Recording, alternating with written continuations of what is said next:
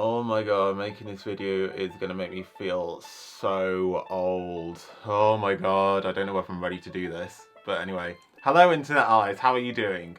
So, this week kind of marks 10 years since I started college. And that makes me feel so old. However, it was kind of a significant part of my life. And today I wanted to talk about some other things that happened in the year 2010, both in my personal life and in the world of like pop culture and news and whatnot. So yeah, let's get into it. Here we go. Oh my god. So first thing I need to mention, yes, I did start going to college. I finished high school in 2010 and I started college. I just can't believe it's 10 years ago since that actually happened. Like, I mean, I'm so glad I left high school because I absolutely hated it, but it was a nice send-off, the high school prom and everything, you know, passed my GCSEs and everything. After high school, I went to college to study interactive media. I got a BTEC level 3 in that. And yeah, so basically what that entailed was kind of like digital media production. So some modules about animation, some about 3D modeling, some were about games design as well, graphic design. It did take me a while to kind of get settled into college. However, like most people were actually really nice to me when I went to college. Most of the lecturers were really nice to me. Most of the students, the friends I made were nice as well.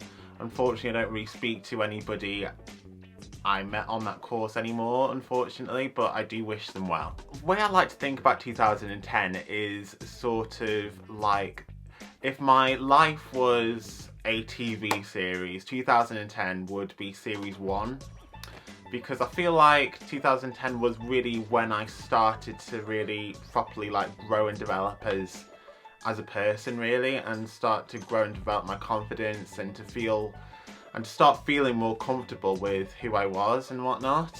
So yeah, college was definitely a great part of my life, not just in terms of like education. It made me kind of fall in love with education again, but it helped me to develop loads as a person. And I'm just super grateful for that experience in my life. It was also the year my sister actually started going to dance college as well. My sister's a few years older than me, but she went to dance college. Originally it was in London, but then it moved to Kent. What I like about that kind of time in her life was that I think she kind of found like a newfound like appreciation for us as a family as well. Not that she didn't necessarily have that before, but like I think it was definitely kind of a lot more realised back then. I think she did miss us a lot, and she did actually realise, you know, how much family meant to her. Also, because my sister's dance college was in London when she started her dance college, it was the first proper visit for me to go to London as well. You know, like we kind of explored some of the sites there. We explored like the O2 Arena, Trafalgar Square, like all these kind of amazing sites and everything and whatnot. And you know, it's kind of nice to kind of experience those kind of things. You know, it was my first time experiencing the tube as well, which wasn't particularly the most pleasant thing, especially I think it definitely does take a while to get used to in London. And it was great because you got to see like, you know, all the preparation for London 2012 Olympics around there as well, and seeing what they were all doing with that. Okay, so that's it for like my personal life, because I can't really think of many other things, but I'm just going to talk about a few pop culture-y things which I really enjoyed or whatever.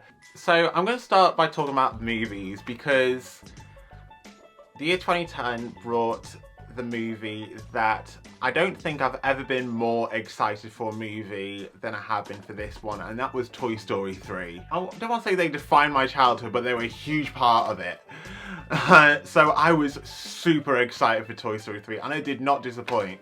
Toy Story is like one of my favourite movies of all time, and Toy Story 3, you know, it was just as good as the first one. I thought. I loved it a lot, and you know, that ending is super emotional when Andy gives away all his toys. You know, I think there was kind of a bit of relating to Andy because we were kind of like a similar age when that movie came out. I mean, yeah, I wasn't necessarily going to like university like Andy was, but yeah, like I definitely was not ready to like get rid of like any of my toys or anything like that at like 16, 17. I still have like loads of toys still. Like I would never get rid of some of those toys because they just mean too much to me. Another fantastic movie that came out that year, How to Train Your Dragon as well. Now, I really love the How to Train Your Dragon series. I think it is like one of DreamWorks' best movies. I also think How to Train Your Dragon, as well as Toy Story, has one of the strongest movie trilogies in terms of like consistency. I mean, the third How to Train Your Dragon movie wasn't quite as good as the first two, I didn't think, but the first two How to Train Your Dragon movies were like just as good as each other. And I felt like Toy Story 1 to 3 were like all really, really good. I felt like the second one probably wasn't quite as good as the first one and the third one, but I still enjoyed like all three movies from both series. A video game I remember being completely obsessed with when I first started college was Kingdom Hearts Birth by Sleep. Now, this is one of my favourite Kingdom Hearts games, like outside of the main trilogy. It introduces some really fantastic characters, Aqua, Terra, Ventus. I mean, their stories are quite tragic, unfortunately. However, I did really, really enjoy that game. Like, and I think there was like parts of like every character that I could relate to. Ventus is like the youngest of the three, so I kind of felt like I related to probably Ventus the most. Especially as like my two best friends from college at the time were a bit older than me as well. So, and that's a bit like Ventus, you know, he is like the kind of baby of the group, if you like. It was a time in my life where like kind of literally everything was reminding me of that game as well. I'm not even kidding, you know, like it's just like every song I listened to, every, you know, lots of interactions at college and whatnot, you know. I was kind of thinking, oh yeah, this kind of reminds me of this part of Kingdom Hearts Birth by Sleep. It's really, really weird, I don't know. Rambling! Not that I particularly like listen to their music, but I do know that 2010 was the year that One Direction was formed, so any Directioners, One Direction fans out there, then, you know, One Direction formed 10 years ago.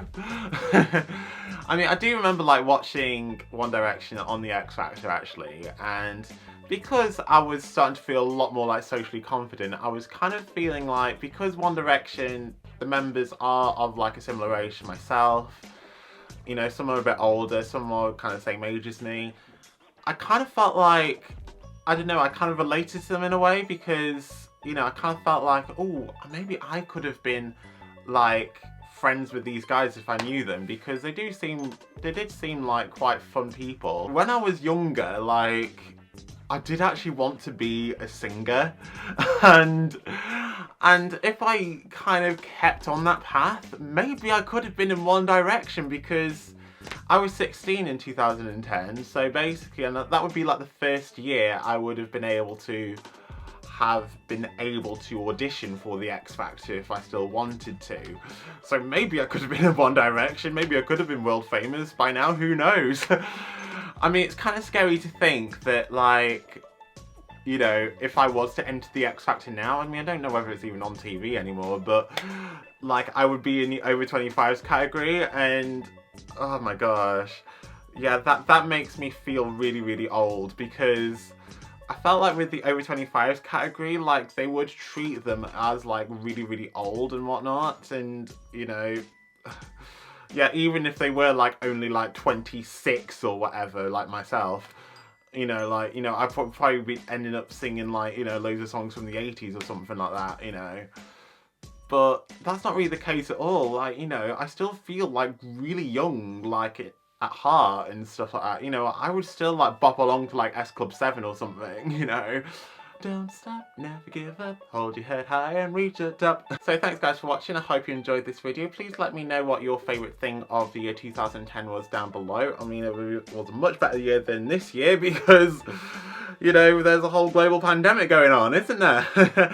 Anyway, take care guys, keep smiling, I hope you're having a wonderful day, until next time, see ya, bye!